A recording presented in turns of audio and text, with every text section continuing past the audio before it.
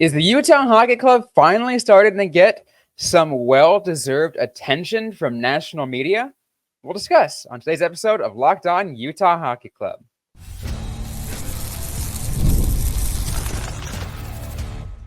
You are Locked On Utah Hockey Club, your daily podcast on the Utah Hockey Club, part of the Locked On Podcast Network, your team every day. Welcome to the show, everybody. This is Locked On Utah Hockey Club, your number one daily podcast on the Utah Hockey Club. I'm your host, Robyn Leonio, alongside Tom Callahan. We want to thank everyone for making the show your first listen every single day. We are free and available everywhere you get your shows. On today's episode, we're gonna talk about something, Tom, that I feel like it hurts me a little bit inside, as a former Coyotes reporter, because I knew what the team was doing, and that they would get, and that they kept getting underrated time and time again. But it looks like new city, new team, like new franchise technically, and the attention is starting to get there a lot more so. It's interesting because I feel like the Coyotes of last year were able to sneak up on some teams that were looking past them, that underestimated them. And I'm not saying that teams are going to elevate their standing of what they expect this year out of Utah Hockey Club, but I do think that there is at least an eyebrow raised in the direction of the UHC now. And I think people are starting to figure out that these guys, they improved. And it's funny, I've been doing a lot of reading about teams that did improve, teams that maybe got a little worse here, and teams maybe that flew under the radar. Now, obviously, you and I deal with this team every single day. We very closely track what's going on with the organization. Yep. But that doesn't mean, especially pundits on the East Coast, that they're necessarily keeping as close of a tab on the organization, its growth, and what they've been doing. So the fact that, as I mentioned, there's a little bit of acknowledgement going on here for that, I think is something incredibly positive in the growth of the franchise. And I think this is maybe one thing that we could probably mention, is that a huge part of it probably goes into the fact that maybe this year, the Utah Hockey Club didn't have to acquire any quote dead contracts, like in the years past when they had to acquire Shea Weber's contract, or the last couple of years when they picked up Brian Little's contract, or any other players who've been out of it, who just aren't going to do it just so they can reach the floor. Instead, Utah now is using their money a lot more wisely and actually getting players who can contribute today, and using that money a lot better. I think that's what people are paying attention to a lot more. Yeah, I always did appreciate the nod and wink jerseys that some people would wear to Coyotes games, like Datsuk, Pronger, Weber. I get it, and I appreciate your sense of humor, hockey fan, but those days are gone now. And I think that looking at the team moving on from that and moving into a spot where now, instead of acquiring $8 million in dead space, you want to spend $8 million in, I'll call it live space, where players are actively contributing to your roster. They're a part of things. They're part of the blueprint. They're a part of the plan. And that all by itself is an incredibly positive development. But now you're starting to see that plan in action, which is what really gets exciting. It really does get exciting, and it seems like the steps are being made to get to that end, Tom. As one of the things that you pointed out before we started recording that kind of prompted us to talk about this is that the Utah Hockey Club is actually now getting a couple of votes by national reporters on the what is it, monthly or whatever, or at least seasonally, quarterly, whatever it is, their the Power 16 or whatever they call it. Super 16, yes, 16. On NHL.com. And so now is a good time to reevaluate the Super 16, because we're through the draft, we're through free agency. Most of the dust is settled. As I mentioned, you're going to see some value signings. There are still some names out there. They will find homes between now and training camp. But good time to reevaluate where things are at. And at this point last year, the Arizona Coyotes were not making the list for anybody. But now, a year later, Utah Hockey Club is making the list, at least in a couple of cases. They snuck on as a number 16 team. Now, to me, what 16 means, the top 16 means you're probably considered a playoff team by those pundits, which I found interesting. Yeah, absolutely. Because for those that might be new to hockey, it's that 16 teams do make the playoffs. It's usually the 8 in each conference, top 3 of each division, and then you can have a team swing over. The 7 and 8 can come from the same division, and one would transfer over and play in the other division. You get one wild card from each or two wild cards from each conference in addition. So by that metric, Tom, the couple of reporters from on NHL.com who are voters in the Super 16, they view Utah Hockey Club as a possible wild card team going into next season. So that's Bill Price, who gave them a number 16 vote, and Mike Zeisberger gave them a number 16 vote. So just want to call them out, first of all, by name. And maybe, as we always encourage people to follow us on social media, which please do. But also, following the national pundits doesn't hurt either, because you get a lot of perspectives, a lot of different viewpoints. You may not agree with all of them, but you get to hear a lot of different viewpoints on what teams are coming up and coming down. And you really get to see it too. I like it too, because when you see all the different reporters have their different metrics too, because they even have these are their explanations of why they deserve to be in a spot. And there's not going to be a whole lot of movement. Maybe a team, especially if you're going to be like one of the perennial top fives, at least for now, unless you were a team that was a top 5 and now you're in cap hell and you're down back to the basement. But that we don't see that extremely often. It happens once, Tom, every 5-10 years. Well, and that's why I'm so morbidly curious about the Avalanche. I really want to see what happens with the Colorado Avalanche. They are in jail, in cap hell, whatever you want to call it. They're in trouble. And there's going to have to be, let's say, some juggling. There'll have to be some juggling. We'll see how that pans out for them. But yes, that is a morbid curiosity of mine, how they're going to deal with that one by the time opening night hits. Yeah. But overall, what does this slight bit of extra attention mean from Utah? What are some of the steps that they've made? Plus, Tom, let's talk about some of the steps that they are going to have to make to make it truly into the tops, into the quote Super 16 and even potentially higher. We'll get to that right after this.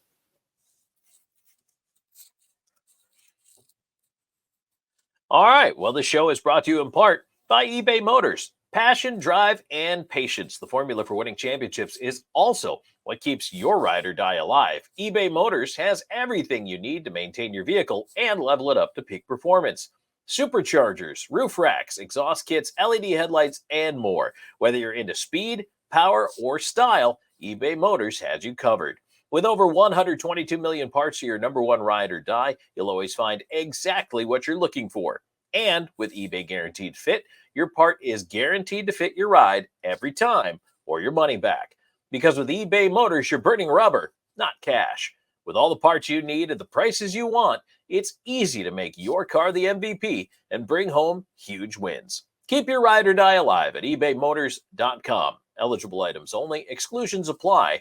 eBay Guaranteed Fit only available to U.S. customers. So let's keep things rolling on this episode of Locked On Utah Hockey Club. Robyn Leonio and Tom Callahan talking the Utah Hockey Club starting to get some extra attention, Tom. And, we talked a little bit about kind of the stark difference between the slight bit of tension that they have now. And again, it's only slight because they're still improving. They're still a team that needs improvement. But over the Coyotes of years past, because, I hate to use it as an excuse, but I feel like a lot of people kind of, at the time, the last couple of years, they didn't want to give the Coyotes any love for a reason. And that reason was they were playing at Mold Arena. Which is a disservice to the players, by the way. Yes, of course. It's a disservice to the players. Yeah, but of course, everyone wanted to make fun of the situation. And again, I understand, where you might be coming from about that, but you take a look at what the players were actually doing and how what they've been building over the last, I'd say, 3-4 years under Andre Tourigny.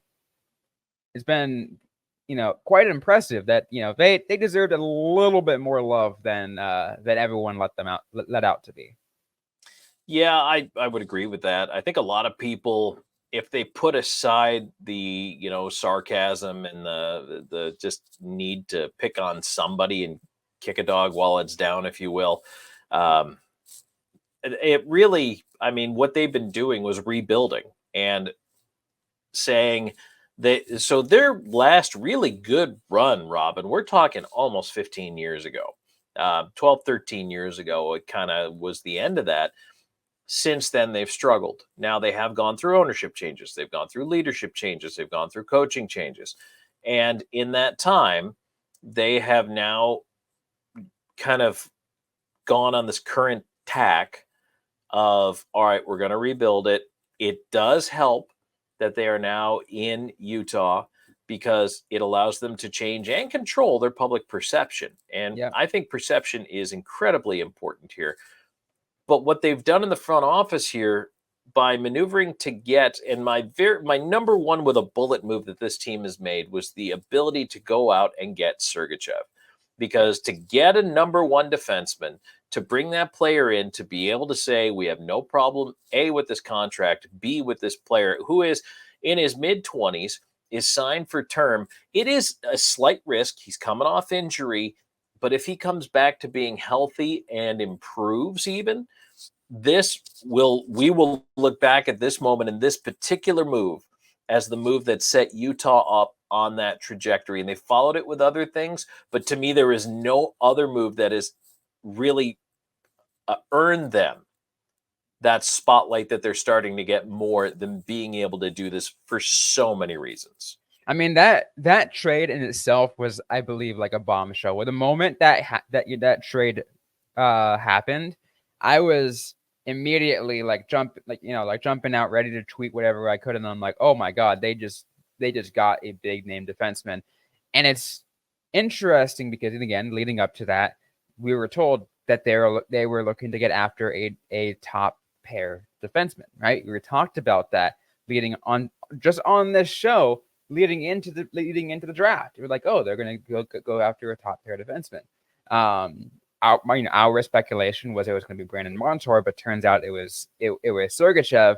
But you're right, that was a huge asset, a huge pickup for the team that instantly made this team better. Because we talked about it last year, defense was lackluster. They had a lot of issues with defense. They had no problem. The Coyotes last year had no problem scoring goals.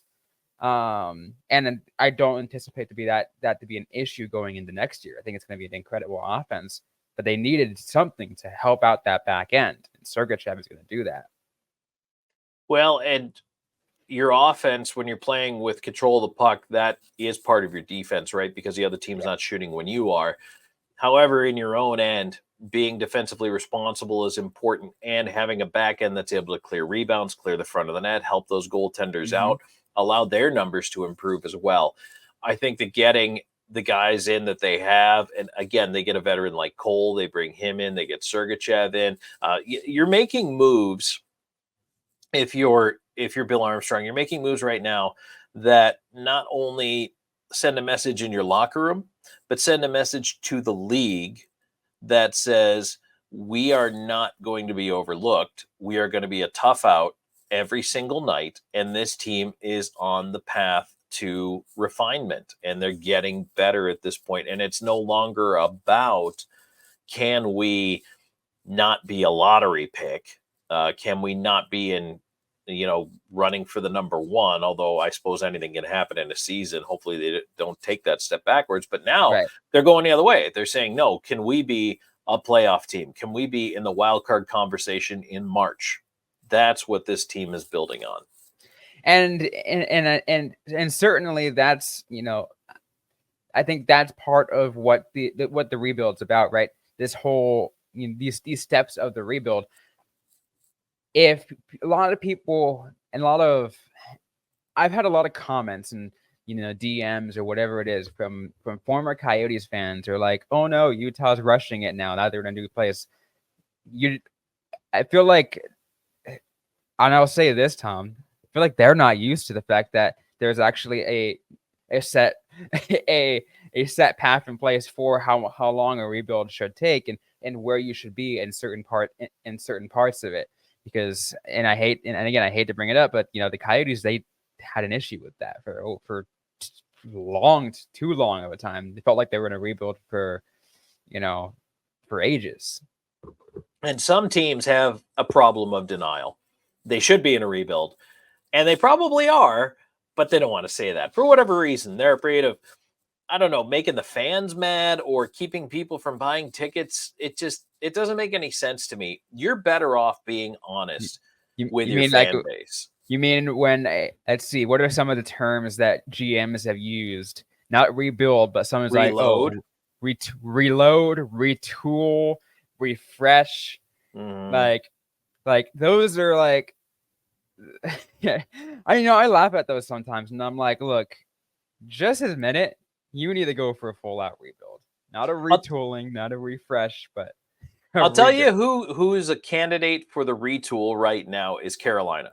Carolina lost a bunch of names this summer, a bunch, and they're going to have to figure something out. However, they still have a competent core and a good coach, and are in a window where perhaps if they bring the right pieces back in, they can go right back after and be competitive. But it's not going to be the same team. They lost too many guys. So that one, okay, I could see it. But look, if you're Calgary is finally basically saying we're clearing the decks. We're going into a rebuild. This isn't working for us.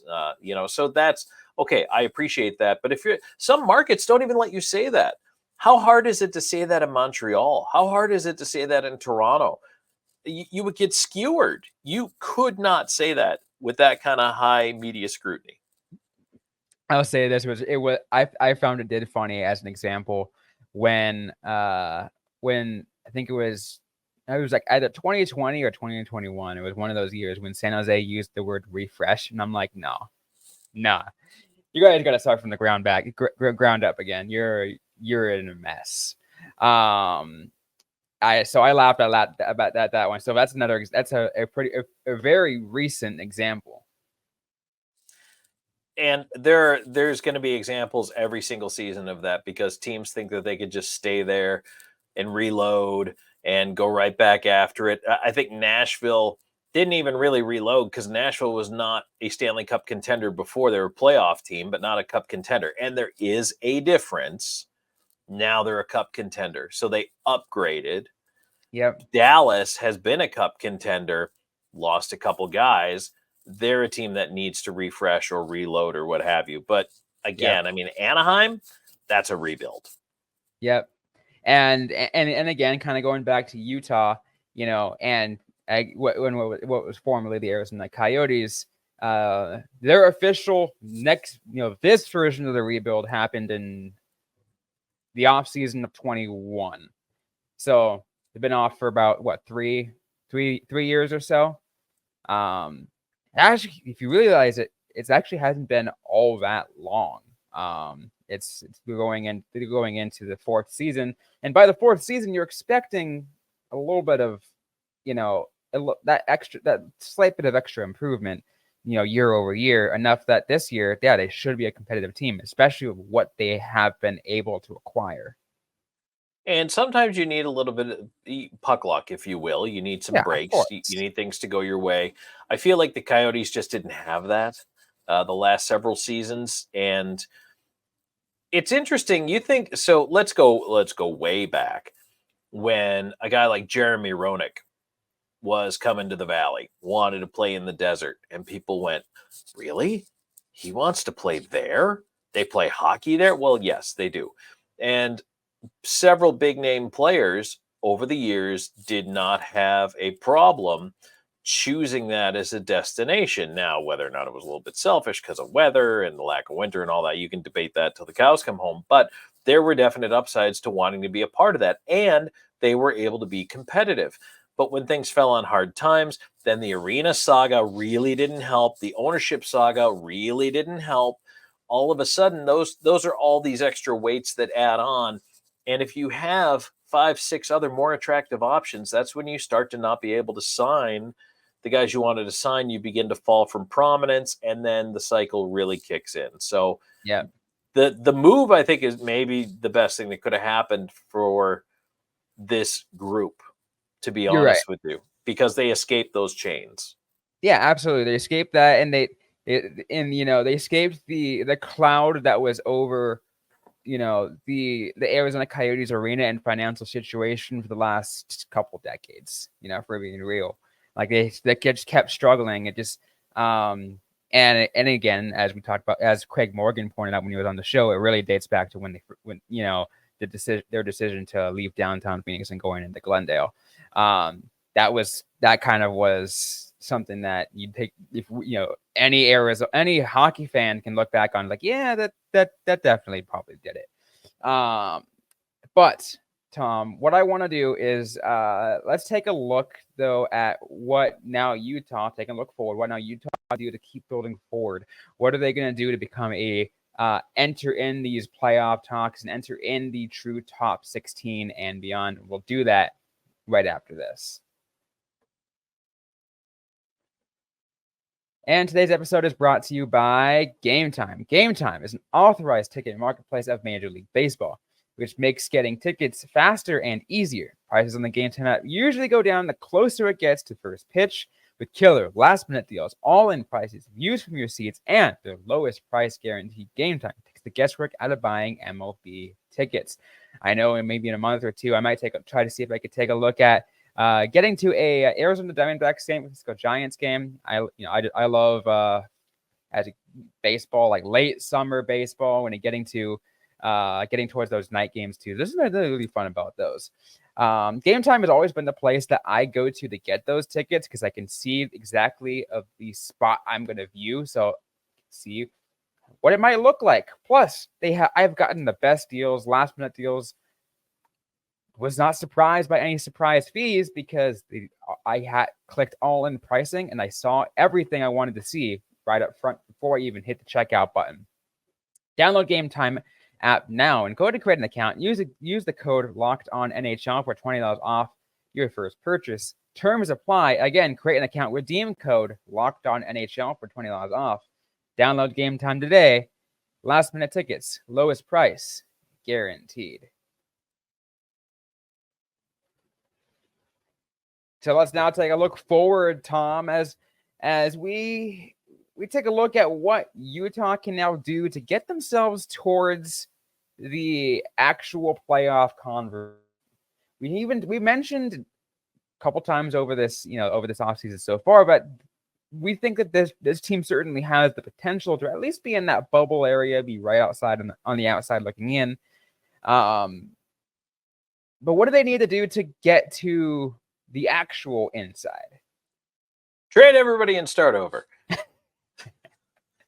No, absolutely not. To me, Robyn, I think I need a number one goalie.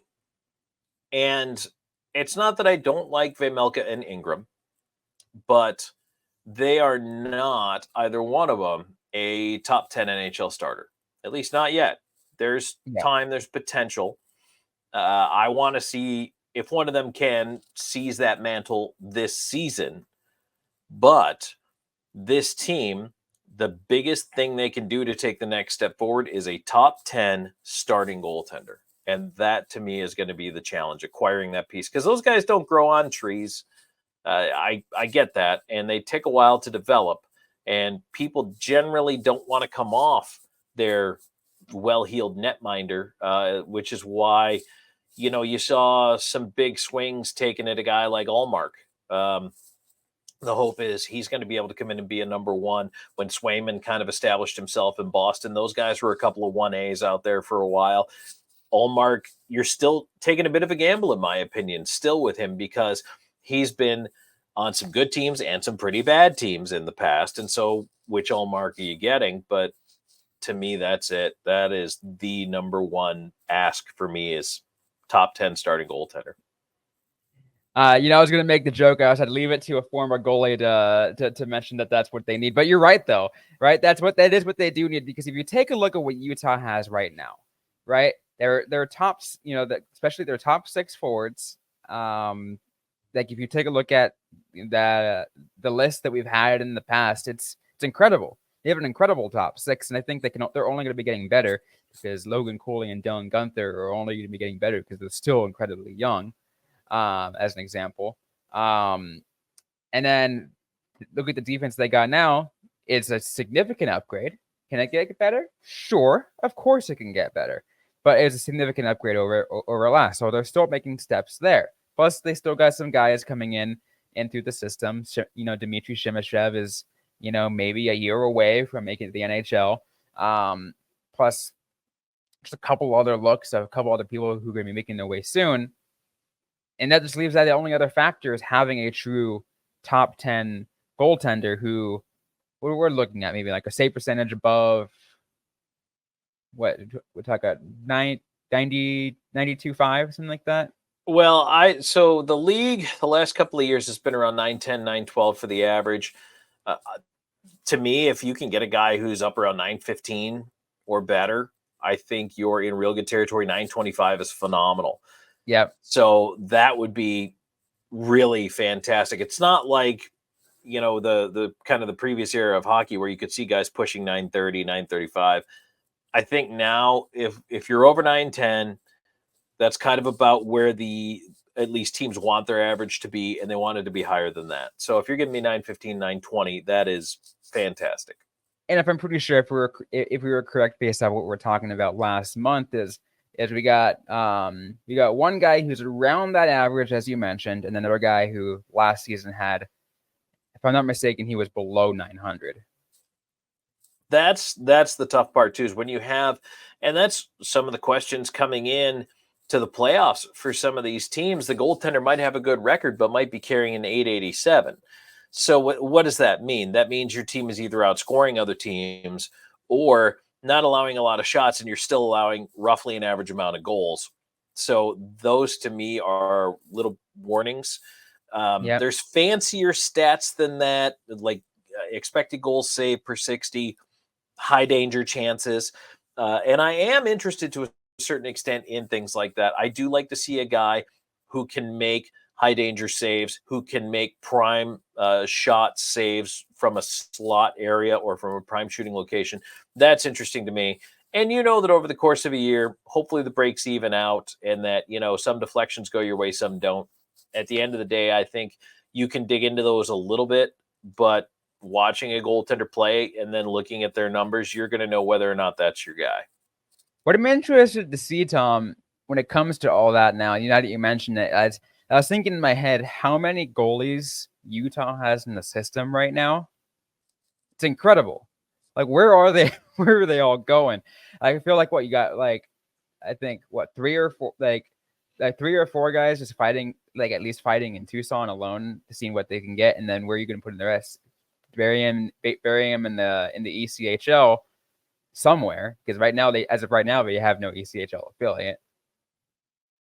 I think you want to have a guy, even if he does go to the coast, you'd rather have him playing. You'd rather maybe makes 40, 45 starts in the coast. And is it top level competition? Well, no, it's AA level competition, but that goaltender learns more by playing more games than by riding the bench in Tucson. To me, it does you no good to have two young goalies on the bench in Tucson unless you're going to alternate, truly alternate. But even then, guys don't get a chance to get into a rhythm. So, and you're right, there are a lot of young goaltending prospects in this organization right now. Some of those can always be flipped for assets, but it doesn't hurt to try to farm a couple guys out here and there. But the important thing is that they play, whatever the level is they're at. That the important thing is that they do play games. So as of right now, so I was right. It was three goalies, not four. It was three, not four. And Thornton, Villalta, and Staber. And from what I remember understanding, it was like essentially Villalta, if I'm not mistaken, was supposed to be the number one for Tucson right now, and then Thornton and Sauber kind of got to fight for that backup spot. And then the last, as you mentioned, probably we'll we'll spend a decent amount of time in the coast. And again, the question is where, because we don't know. And I will tell you that a lot of ECHL teams would take a guy who would be an AHL backup if it means they can win, unless they have an ironclad affiliation agreement, which some teams do. I mean, they're beholden to taking the players from XYZ organization first. Like, I know, like, in the last 2-3 years, Arizona didn't have an affiliate, and it's an example here when they were still trying to make Liam Kirk work, and see what Liam Kirk is capable of. While he was recovering, after recovered from injury, they stuck him in I believe Atlanta. He played a little bit for the Atlanta Gladiators, and then said, "All right, let's see what you can do." Despite being no affiliation agreement, they're just like they took him, and then eventually they got shipped overseas. So he got shipped overseas back to Europe, but maybe that's all. That's all. That could also be a possibility depending on a number of factors. Yep, and I mean, wherever the guy plays, you want your goaltender especially to play. Defensive forwards, it's all about getting the minutes, getting the reps, playing actual games. Yeah, and I think that's why you don't usually see like skaters in the coast very often. I'm trying to think about that. I don't see skaters in the coast very often. I think most of the time they'll go elsewhere, right? They'll go to maybe they're a little bit younger. They'll go to college first. They'll go to Europe and get some extra experience there because they'd rather do that than play for the coast. That's why you see goalies there more of prospects than any other kind of player. Yep, and these leagues, some folks might not know this, but European leagues have a limit on import players. So most of the players in a Finnish, a German, whatever, second or third league especially, are limited to what's local, and then you can have 2, maybe 3 import players. So you really do have to be a very talented player, even to go over and play with one of the other European teams. And quite honestly, though, North American teams kind of like their guys over here because they want to keep a better eye on them. Yeah. All right. Really quick, we're almost out of time here, Tom. But any other thing that on just like a really quick rapid fire that you want to see Utah improve on to make it to get themselves on the inside of that playoff conversation? Yeah, I think to me, one other thing I would love to see would be, especially if he's a right-hand shot, but a competent puck-moving defenseman who's good in his own zone.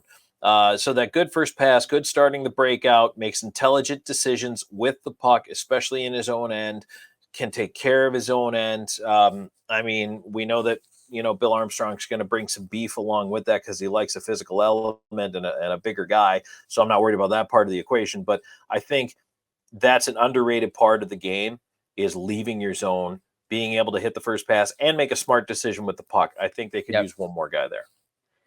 No, I 100% agree with you on that. And that leads me to just one final really quick question about that. By the end of the 2024-25 season, how many votes is Utah getting? By the end of the season, I think they might be cracking double digits in points on that poll.